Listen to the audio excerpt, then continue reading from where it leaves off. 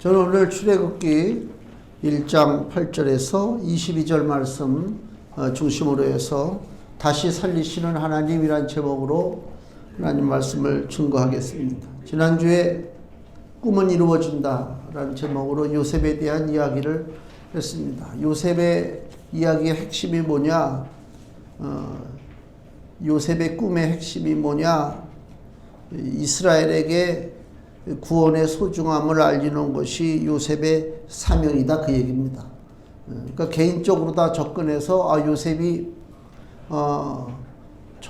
청년 시절에 좀 고난을 당하고 애굽에 가서 출세해서 잘 살았다, 그런 개인적인 것으로 보면은 성경을 잘못 보는 것이고, 그렇게 성공한 사람은 요셉 말고도 많지. 요셉을 통해서 하나님이 우리에게 보여주고자 하시는 것은 구원에 대한 소망, 구원에 대한 축복이 무엇인지를 요셉을 통해서 보여주는 거예요. 구원이 뭐냐? 세상에서 건진받는 것이 구원이잖아요. 물에 빠진 사람 건져내는 것이 구원이에요. 그러면 구원이라는 말이 적용이 되려면, 쉽게 얘기하면 물에 빠지지 않은 사람을 구원한다라고 하면은 그 말이 안 되지. 구원은 물에 빠진 사람을 건져야 될 거 아닙니까? 그러려면 어떻게 해야 돼요? 일단은 물에 빠져야 돼요. 뭐 그런 억지가 어딨어. 그렇단 말이에요. 근데 그 물이 뭐냐? 그게 바로 세상이에요. 근데 사람들이 모르는 게, 자기가 지금 물에 빠져서 살아가고 아주 위태위태하게 살아가고 있는데도 불구하고 그 자기가 사는 위태한 삶이 세상의 더러운 물인 줄 모르고 살아가고 있다. 그게 문제예요. 지금 자기들이 다 빠졌다니까. 모든 인생들이 사망의 물에 빠져가지고 조금 있으면 이제 가는 거예요. 가는 거라면. 근데 그거를 모르고 산다. 이게 안타깝다. 동물들도요, 소, 돼지들도 자기 죽을 때 알잖아요. 도살장 끌려가면 소가 난 눈물을 본 적 없는데, 그런 얘기 있잖아요. 소가 눈물을 흘린다고 그러잖아요. 도살장 끌려가면. 그리고 그 트럭이 와가지고 농장에 와서 소를 실어가요. 도살장으로 이제 끌고 가려고. 그럼 소가, 오늘 소풍 가는구나 하고 딱딱 기분 좋게 탑니까? 주인이 말 한마디 안 해요. 그날은 소한테 가가지고, 야, 미안하다, 오늘은 네가 가는 날이다. 차가 오면 네가 차를 타고 가서 이 세상을 떠나야 되겠다. 그렇게 얘기합니까? 그렇게 얘기 안 하지. 한마디도 얘기 안 합니다. 그럼에도 불구하고 이 소는 알아요. 지금 내 운명이 어떻게 된다? 오늘 내가 차에 실려서 어디론가 끌려가서 오늘 내가 이제 산산조각 한우 2+가 되는구나. 그렇게 되는 거 아닙니까? 그쵸? 그 말 못하는 짐승도 그래서 그 트럭에 탈 때 막 버텨요. 안 탈라고 그냥. 그거 보면 안타까워. 참, 그거 생명인데, 그 생명을 얼마나 다시는 돌아올 수 없는 그 생명인 것을 짐승도 알기 때문에 그래서 버틴단 말이야. 그걸 잡아 끌어서 가져가서 도축을 하잖아요. 하물며 그런데 사람은요, 자기가 지금 어떤 길로 걸어가고 있느냐, 멸망길로 가고 있는가, 저주길로 가고 있는가, 그걸 모르고 산다. 너무 안타깝지. 그 짐승만도 못하다는 얘기가 그래서 나오는 것이다, 그 얘기입니다. 하여튼 하나님이 요셉을 통해서 우리에게 보여주고자 하시는 것이 뭐냐? 우리들이 살아가는 이 땅이 세상이다. 근데 이 땅이 세상인 것을 몰라. 그러면 어떻게 해야 돼? 그래서 이스라엘 백성들을 데리고 애굽으로 가는 거예요. 애굽으로 간단 말이에요. 여기 출애굽기 1장 1절, 야곱과 함께 각기 권속, 즉 가족을 데리고 애굽에 이른 이스라엘 아들들의 이름은 이러하니 하면서 이름이 쭉 나오죠. 70인의 가족 명단이 나온단 말이에요. 이 누구 때문에 지금 가나안에 살던 야곱의 가족이 애굽으로 옮겨지느냐? 요셉을 통해서. 왜? 그냥 살면 자기들의 삶이 부패한 삶이요, 사망의 삶이요, 썩어지는 삶이요, 미래가 없는 삶인 것을 모르기 때문에 하나님께서 요셉을 통해서 이 야곱의 가족들, 즉 이스라엘을, 그 당시에 가장 발달한 나라가 애굽인데 가장 발달한 나라 애굽으로 끌고 가는 거예요. 초기에는 잘 살지. 그러나 궁극적으로 뭐예요? 하나님이 가르쳐주는 것이 애굽에서 너희들이 얻을 것이 없다. 즉 쉽게 얘기하면 우리가 이 땅에 살아가고 있잖아요. 근데 하나님이 우리에게 주시는 메시지가 뭐냐? 너희들이 세상에서 얻을 것이 있느냐? 대답이 뭐예요? 없어요. 그래서 그거 가지고 뭐라 그래요? 빈술에 빈수거다. 빈손으로 왔다, 빈손으로 간다. 그거 아닙니까? 얻을 게 없어요. 악착같이 경쟁하고 남을 누르고 싸우고 뭐 별의별 방법을 통해서 다 살아가고 있지만 마지막 순간에 뭐라고요? 아무것도 없단 말이에요. 하나님 우리에게 가르쳐주는 것이 그거예요. 그러니까 이스라엘은 애굽에 가서 세상의 부패와 죄악과 고통과 저주와 사망 이걸 다 경험해야 돼요. 그래야 세상이 지긋지긋해. 애굽이 지긋지긋해. 우리가요 건강 나이가 70 몇 세인가 그때까지가 건강 나이래요. 우리 한국 사람들. 근데 지금은요 100세 시대잖아요. 100세 시대. 건강 나이가 70 몇 세예요. 그럼 70 몇 세까지는 건강하게 별로 이렇게 큰 걱정 안 하고 산다는 거예요. 일반적으로. 근데 70 몇 세가 넘어가면 그때부터는 염려가 오기 시작하고 몸이 어딘가 아침에 일어날 때 안 좋고 뭐 이상해 하여튼 뭔가 그래서 병원을 자주 출입하게 되고 뭐 이러잖아요. 아니 이왕 하나님 우리를 이 땅에 살게 뒀으면 그냥 쭉 잘 살다가 어느 날 그냥 한 달 그냥 너 이제 그만 와라 하고 이렇게 불러주시면 좋잖아요. 근데 안 그래요. 고통이 와요. 그건 부정할 수 없는 사실이에요. 인생의 마지막에는 뭐가 온다고요? 고통이 와요. 그거를 알아야 돼. 모르고 사는 사람은 너무 철없는 인생이요. 다 좋은 시절이 있어요. 뛰놀던 시절이 있어요. 날아다니던 시절이 있어요. 저도요 예전에는요 축지법 비슷한 거 써가지고요 이쪽에서 이쪽 끝까지요 안 보게 다녔어요. 샥 갔다니까. 우리 어머니는 말하기를 옛날에 나무 위를 날아다녔다고 그래요. 그 정도로 그냥 빨랐다니까. 근데 지금 어떻게 해요? 계단 하나 내려갈 때도 한 걸음 한 걸음, 올라갈 때도 올라가다가 한숨 쉬고. 난 7층 아파트 운동 삼아 올라가는데 그전에는 축축 쓱 올라가던 게 지금은 한 4층에서 5층 보내면 아직도 이거 남았네. 그러고 올라간다니까 이게 몸이. 그래서 인생 마지막에 갈수록 육체에 고통이 옵니다. 안타깝죠. 고통이 와요. 그 병원 가면 노인네들 다 앉아가지고 약 지어가지고 그거 처방받잖아요. 왜 그럽니까? 우리에게 더 이상 미련을 갖지 말라 그런 신호예요. 사람이 억울한 게 뭐예요? 한참 좋아. 야 이거 좋구나 막 그런데 갑자기 딱 끝나버렸어. 그럼 너무 억울하고 분통하지만 그게 아니고 힘들고 어렵고 고통스러운 삶이 지속된다고 그럴 때는 하나님 앞에 뭐라고 기도해요? 아버지 나를 데려가 주세요. 이게 기도란 말이에요. 하나님 원하시는 거예요. 그걸 냉정하게 바라봐야 돼요. 그걸 모르고 철없는 인생처럼 이리 뛰고 저리 뛰고 언제까지 산다? 그건 너무 삶을 껍데기만 보고 사는 것이 아닌가. 그 인생을 길게 내 인생을 한번 이렇게 보세요. 내가 10대, 20대, 30대 어떻게 살아가고 지금은 어떻게 살고 있는가. 나에게 고통이 없는가. 그 고통을 왜 나에게 고통을 주십니까? 그게 아니고요. 하나님 나에게 가르쳐주는 게 뭐예요? 너희가 애굽에서는 얻을 것이 없다. 또 다른 축복된 삶을 기획하고 준비하고 기다려라. 그래서 믿음 생활을 하는 거란 말이에요. 이것처럼 소중한 게 없어요. 요셉을 통해서 이 야곱의 가족들이 70명이 애굽으로 이전했습니다. 그래서 70명의 가족이 그 큰 나라 애굽의 조그만 구석에 가서 사는데 뭐 흔적이라도 있습니까? 그 70명이 와서 산다고 누가 대단한 사람들이다 뭐 대우를 해줍니까? 그거 뭐예요? 애굽에 사는 요셉의 가족들은 결국 이방인이요 나그네예요. 나그네란 말이에요. 우리들도 다 나그네예요. 뭐 여기가 대한민국 태어나서부터 이 땅에서 살고 여기서 그냥 우리가 다 뼈가 굵으니까 이것이 내 온 터전인 줄 생각하지만은 여기 이 땅은 내가 영원히 머물 곳이 아니란 말. 여기 나그네란 말. 너 인생은 나그네야. 나그네. 왜? 영원토록 잊질 못하잖아. 불과 100년 전에 있었던 사람들이 지금 여기 남아있는 사람이 어디 있습니까? 다 떠나간단 말이에요. 응? 그 가끔 가다가 이렇게 유튜브 같은 거 보면 1970년대, 60년대 그 사진들 나와요. 이게 칼라로 다 복원시켜가지고 뭐 서울의 거리, 뭐 어디에 뭐 영등포 시장 쭉 나오는데 나 그런 걸 이렇게 보면서 저 아줌마는 지금 어디 갔을까? 저 노인네는 지금 이런 생각이 들어요. 그게 인생이란 말이에요. 그죠? 그게 아무것도 아니거든요. 다 그렇게 되는 거란 말이에요. 사라지는 거란 말이에요. 성도들의 삶도 마찬가지고 이 땅에서 우리가 나그네고 이방인이라고 하는 사실을 우리가 염두에 둬야 돼요. 그래야 세상에 다툼이 없어요. 사람들이 왜 악착같이 세상에서 싸우고 삽니까? 나는 영원히 살 것 같아. 그러니까 싸우는 거야. 그 에베레스트 산에 올라가잖아요. 에베레스트 산에 올라가잖아요. 목숨 걸고 올라간다니까. 목숨 걸고 올라가는데 올라간 다음에 어떻게 해요?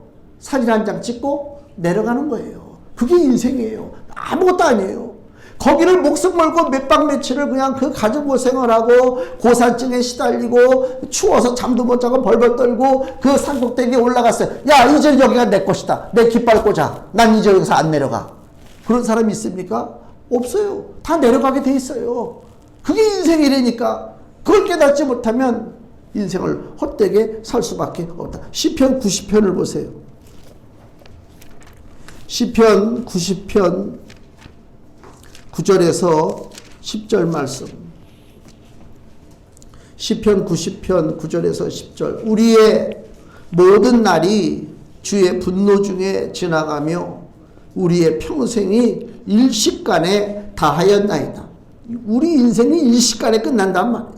우리 연수가 70이요 강건하면 80이라도 그 연수의 자랑은 수고와 슬픔뿐이요 신속히 가니 우리가 어떻게 간다고요? 날아가요. 날아가. 이게 인생의 마지막에 깨달은 하나님의 은혜의 말씀입니다. 이 땅은 나그네요. 이방인이다. 이거라. 그렇기 때문에 우리는 세상 풍조를 따라가면 안 된다는 것입니다. 쉽게 얘기하면 내가 미국에 갔어요.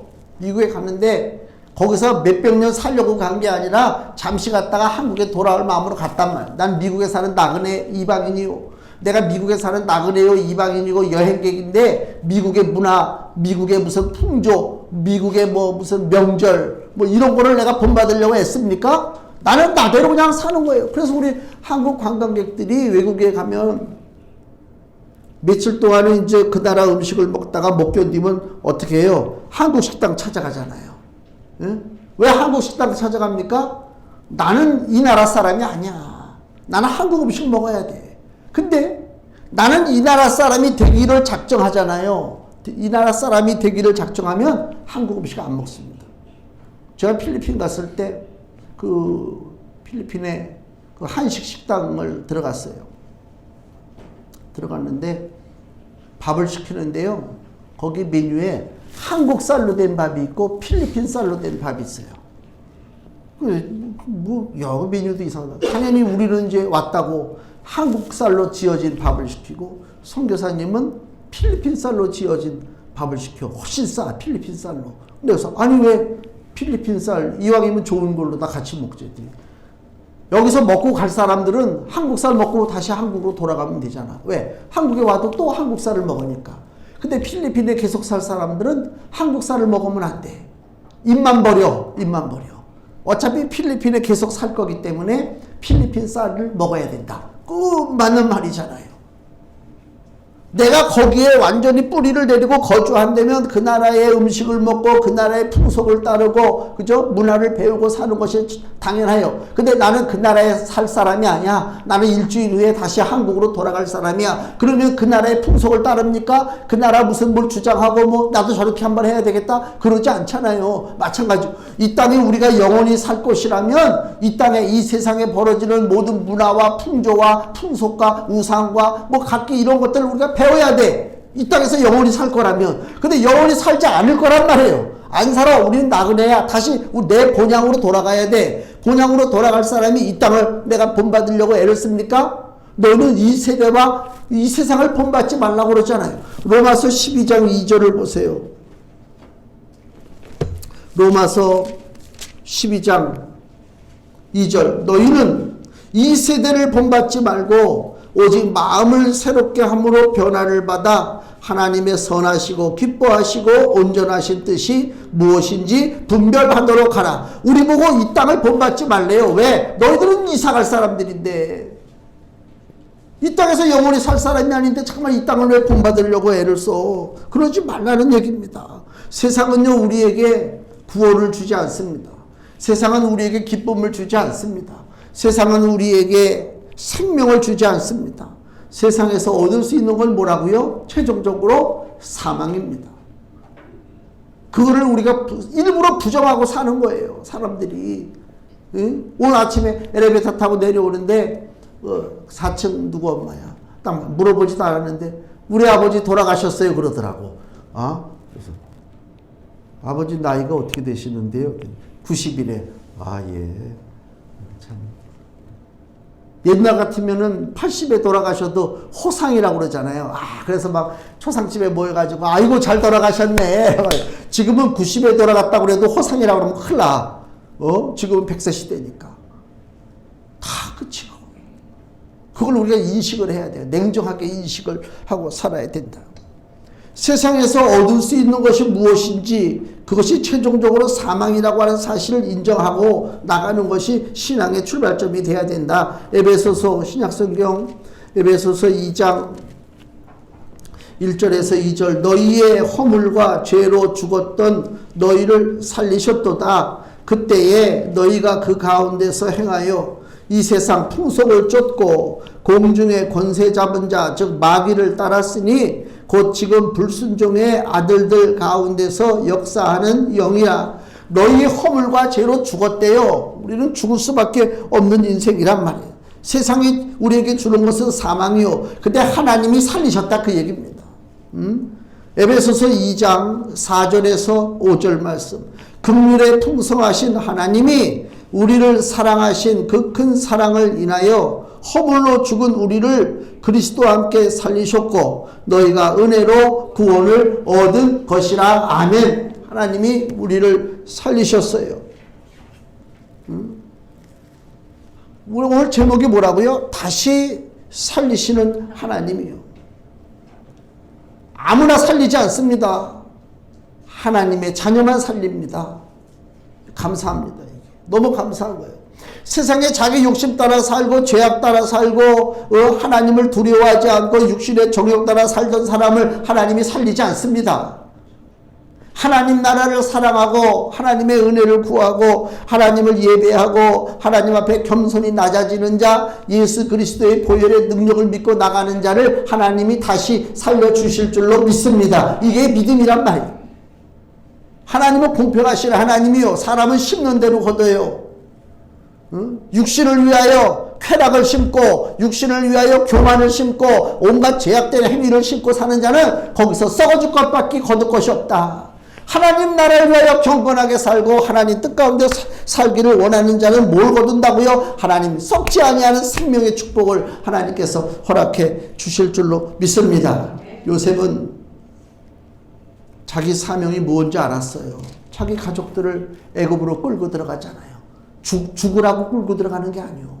생명이 무엇인지 구원받는 것이 무엇인지를 알려주기 위해서 가나안에 있는 자기 가족들을 애굽으로 끌고 갑니다. 그러면서 뭐라고 요셉이 얘기하냐면 창세기 45장 바로 그 앞에 보세요. 5절 창세기 45장 5절에 요셉이 형들을 만나요. 자기를 배신하고 자기를 애굽의 종으로 팔았던 그 못된 놈의 형들을 요셉이 만나요. 그래서 형들에게 하는 얘기가 뭐냐면 창세기 45장 5절에 당신들이 나를 이곳에 팔았으므로 근심하지 마소서. 혹시 복수할까 봐 한탄하지 마소서. 하나님이 생명을 구원하시려고 나를 당신들 앞서 보내셨나이다. 요셉이 자기 사명을 알죠? 생명을 구원하시려고. 또 창세기 50장 마지막에 50장 20절 당신들은 나를 해하려 하였으나 형들에게 하는 얘기입니다. 당신들은 나를 해하려 하였으나 하나님은 그것을 선으로 바꾸사 오늘과 같이 만민의 생명을 구원하게 하시려 하셨나니. 이게 바로 구원에 대한 이야기죠. 내가 도대체 어떤 일을 하고 살아야 좋을지 이걸 안단 말이에요. 생명 구원의 역사에 내가 동참한다. 즉 그 얘기입니다. 그래서 요셉의 가족들이 애굽으로 들어갔습니다.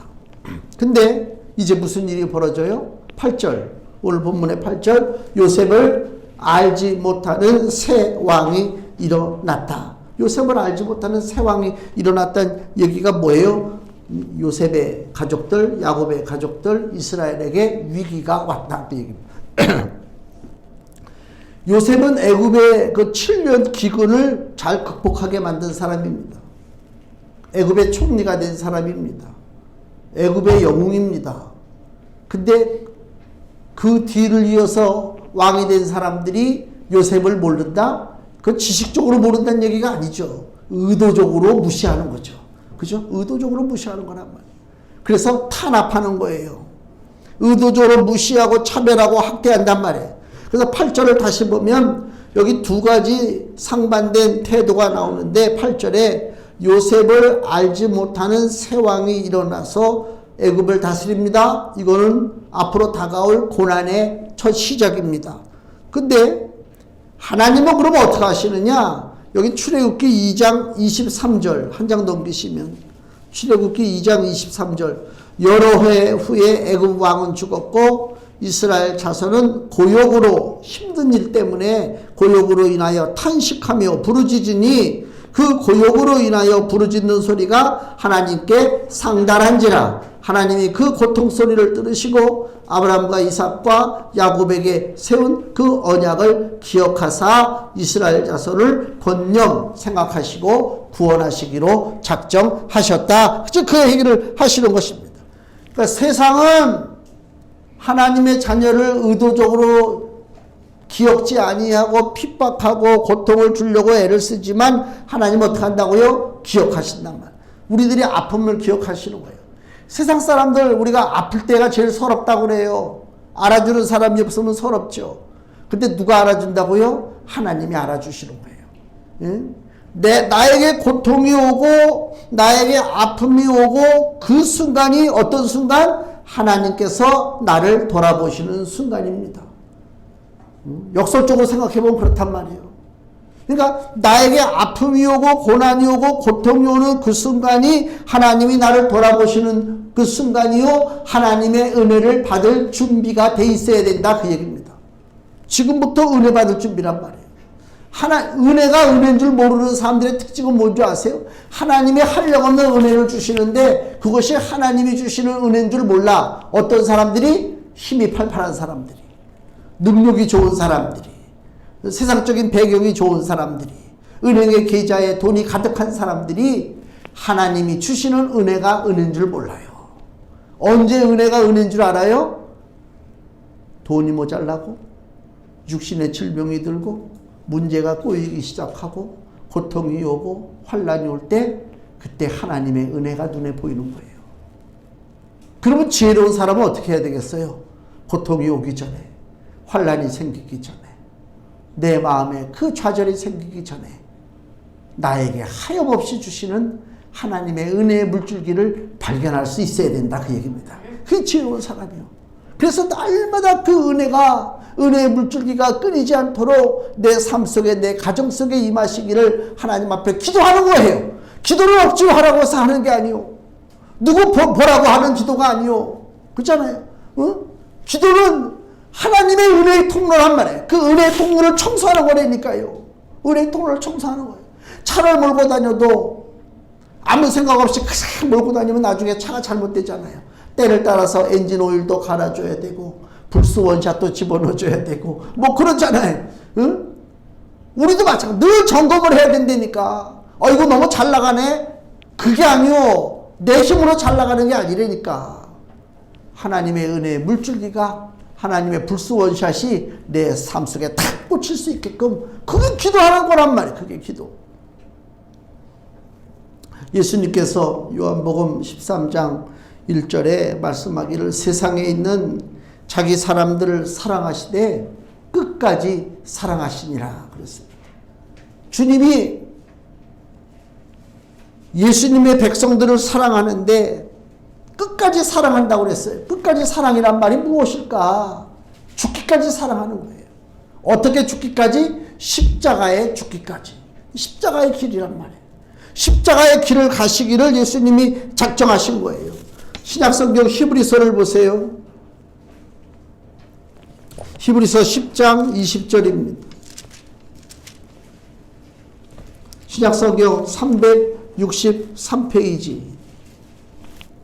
히브리서 10장 20절에 그 길은, 예수님이 가시는 그 길은 우리를 위하여 휘장 가운데로 열어놓으신 새롭고 산 길이요 휘장은 곧 저의 육체니라. 예수님이 가시는 그 십자가의 길이 무슨 길이라고요? 새로운 길이요. 누구도 가보지 않은 길이요.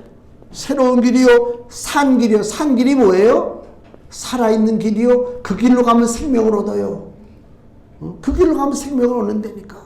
예수님이 가신 그 길이 새로운 길이요. 산 길인데 휘장 가운데로 열어놓으셨대요. 이게 무슨 말씀이냐면 예수님이 십자가에서 돌아가실 때 많은 일들이 지진이 나고 막 하늘이 새카맣게 변하고 막 이런 일들이 벌어지잖아요. 또 하나 무슨 특별한 일이 벌어졌냐면 예루살렘 성전에 가장 중앙에 성소가 있는데 거기 가운데에 성소가 있고 성소를 통과하면 지성소가 있어요. 그게 무슨 얘기냐면 가장 홀리스러운 가장 거룩한 장소가 지성소예요. 그 지성소는 하나님을 모신다고 믿고 사는 거예요. 그래서 그 지성소에는 1년에 딱 1차 1회만 대제사장이 들어가요. 거기 들어갈 때도 그냥 쑥 들어가는 게 아니에요. 잘못해서 하나님 앞에 노여움을 산다든가 잘못되면 사람이 죽을 수도 있으니까 제사장이 들어갈 때는 방울을 달고 들어가요.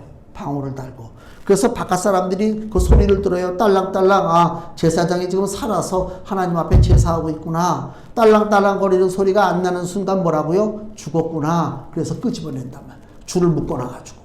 그렇게 무서운 데가 그 지성소예요. 아무나 못 가요. 하나님 그렇게 만드셨어요. 왜? 죄악된 인간은 하나님 앞에 가까이 할 수가 없어요. 죄의 문제가 해결되기 전에는. 저기 우상들하고 우리 기독교하고 차이점이 뭔지 아세요? 우상은요, 우상 종교는 그 사람이 우상 앞에 가서 뭐 복을 빌고 뭐 하잖아요. 그 사람이 무슨 죄를 졌는지 묻지도 않고 따지지도 않아. 그렇죠? 무당 앞에 가가지고 뭐 점을 치고 무슨 부수라고 뭐 그런 사람들이 무슨 죄를 짓고 뭐 바르게 살고 바르게 못 살고 전혀 안 따져. 돈만 갖고 오는데 하나님은 그런 분이 아니요.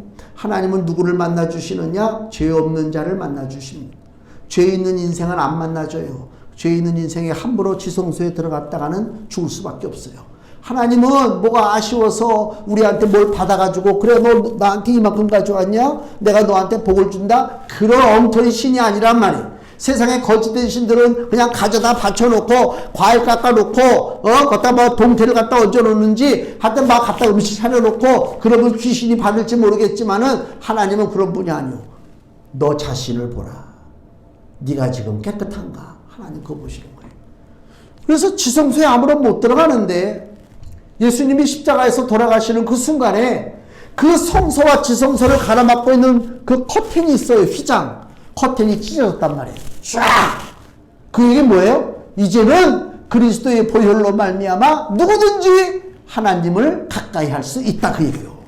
그래서 지성소의 커튼이 찢어졌어요. 다시 히브리서 10장 20절에 그 말씀이요. 그 길은 우리를 위하여 휘장 가운데로 열어놓으신 새롭고 산 길이요. 휘장은 즉 커튼은 곧 예수님의 육체니라. 예수님의 몸이 십자가에서 찢길 때 그 커튼 가로막았던 휘장이 탁 찢기고 우리 인생들이 하나님을 만날 수가 있게 됐다. 즉 그 얘기입니다. 하나님과 함께 살 수 있는 구원의 길이 열렸어요. 구원의 길이. 하나님은 우리의 고통을 아시니까 너도 그냥 이 땅에서 고통당하다가 그냥 살아라 그 얘기가 아니라 고통당하지만은 너희에게는 구원의 길이 열려있다 이걸 가르쳐주는 거예요. 그렇기 때문에 우리가 드라마 같은 거 역사 드라마 보면요 막 주인공이 막 고난당하잖아요. 막 끌려가가지고 막 고초를 당하고 막 고난당하고 저기 고려 거란전쟁 머리가 그러더라고. 강감찬이 붙잡혀가지고 막 두드러 맞고 막. 근데도 우리가 그거를 안심하고 볼 수 있는 게 뭐예요? 강감찬은 안 죽어 저래서는. 귀지대첩 할 때까지는 절대로 알잖아요. 그거예요. 우리도 강감찬과 똑같은 거예요. 고난이 오고 핍박이 오고 뭐 인생길에 쓴맛도 보고 넘어지고 그래요. 근데 우리는 안 죽어요. 하나님 모실 때. 왜? 내가 있으니까. 다시 살리시는 하나님이 계시기 때문에 우리는 절대로 안 죽는다. 그것이 하나님의 시각입니다. 그래서 고난이 아니에요. 우리 강감찬 볼 때 아유 저 지지리도 고난받고 저 불쌍해서 어떡하나 그러지 않잖아요. 니네들이 이 거란 놈들아 이 무식한 오랑캐놈 새끼들아 아무리 그래 봐라 뭐 이러잖아요. 똑같은 거란 말이에요. 예? 우리 삶을 하나님이 그렇게 만들어 놓아 주셨다 그 얘기입니다. 그래서 여기 본문에 보면 11절 12절 보세요. 감독들이 그들 위에 감독들을 그들 위에 세우고 그들에게 무거운 짐을 지어 괴롭게 하여 그들로 바로를 위하여 국고성 비돔과 라암셋을 건축하게 하니라. 그러나 학대를 받을수록 더욱 번식하고 창성한, 이게 하나님의 계획입니다. 고난이 와요. 이스라엘 백성들에게 고통이 와요. 근데 어떻다고요? 학대를 받을수록 번식하고 창성했다, 그 얘기입니다. 14절 보세요. 고욕으로 그들의 생활을 괴롭게 하니.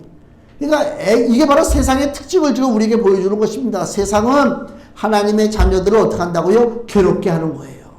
괴롭게 한다는 말이 원어적인 표현으로 보면은 쓰게 한다는 거예요. 영어로 하면 비터라고 그러잖아요. 비터. 쓰게 만드는, 우리 인생의 쓴맛을 받느냐 그런 말 하잖아요. 쓴맛, 이게 괴롭게 한다는 맛이요.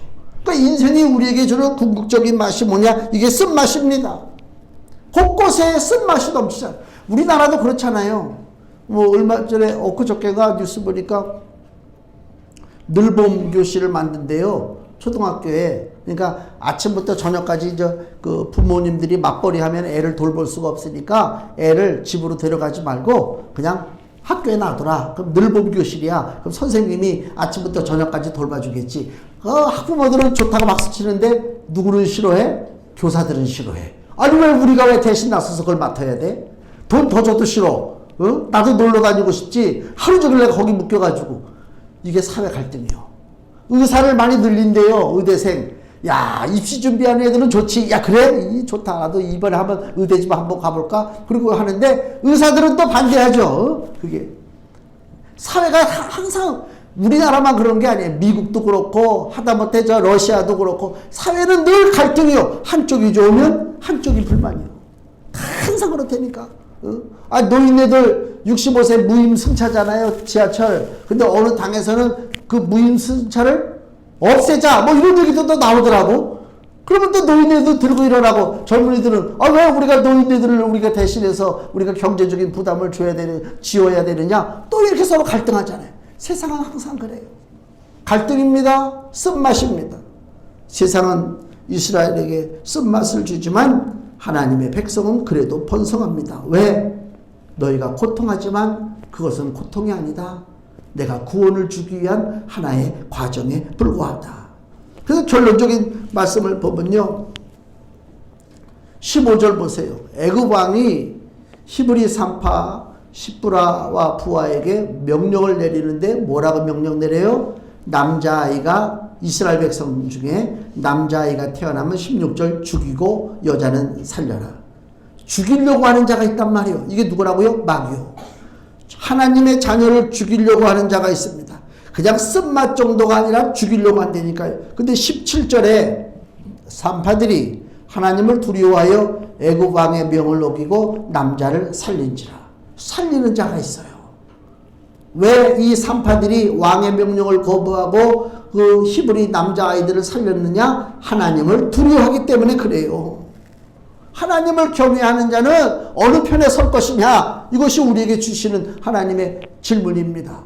살리는 편에 설 것이냐? 죽이는 편에 설 것이냐? 금주 말씀 보세요. 요한복음 10장 10절 말씀 같이 읽겠습니다. 도적이 오는 것은 도적질하고 죽이고 멸망시키려는 것뿐이요 내가 온 것은 양으로 생명을 얻게 하고 더 풍성히 얻게 하려는 것이라. 아멘. 도적은 마귀요. 마귀는 어떻게 한다고요? 우리한테 와서 도적질하고 죽이고 멸망시키는 것이 마귀의 목적인데 우리 예수님은 뭐라고요? 내가 온 것은 양으로 생명을 얻게 하는 것이다. 그 얘기입니다. 하나님은 생명을 살리는 일을 감당하십니다. 우리의 주가 되십니다. 우리는 어떻게 해야 됩니까? 이 히브리 산파 시브라와 부하는 애굽 왕의 명령을 따라 죽이는 일에 동참하지 않고 하나님을 경외함으로 살리는 일에 동참했어요. 이 얘기는 뭐냐? 우리도 이 땅에 살면서 우선은 우리가 살아야 되고 그 다음에 어떻게 하라고요? 우리 역시 살리는 일에 동참해야 된다. 그래서 21절 산파는 하나님을 경외하였으므로 하나님이 그들의 집을 왕성케 하신지라. 이러한 살리고자 작정하고 다시 살리시는 하나님의 사역에 동참하는 자를 하나님께서 왕성케 하시고 복의 복을 더하여 주실 줄로 믿습니다. 그래서 마지막으로 하나님 우리에게 주시는 말씀이 고린도후서 1장 9절에서 10절 말씀입니다. 신약성경 286페이지 고린도후서 1장 9절에서 10절. 우리 마음에 사형 선고를 받은 줄 알았으니 이는 우리로 자기를 의뢰하지 말고 오직 죽은 자를 어떻게 다시 살리시는 하나님만 의뢰하게 하심이라. 그가 이같이 큰 사망에서 우리를 건지셨고 또 건지시리라. 또한 이후에라도 건지시기를 그를 의지하여 바라노라. 아멘. 이것이 우리의 기도의 제목이 되어야 될 줄로 믿습니다. 하나님은 다시 살리십니다. 우리는 그 하나님 앞에 내 생명을 맡기고 사는 복된 존재인 것을 아시고 감사하고 하나님 앞에 기뻐하고 주님 앞에 영광 돌리는 복된 성도가 되시기를 예수님의 이름으로 축원을 드립니다. 기도하겠습니다.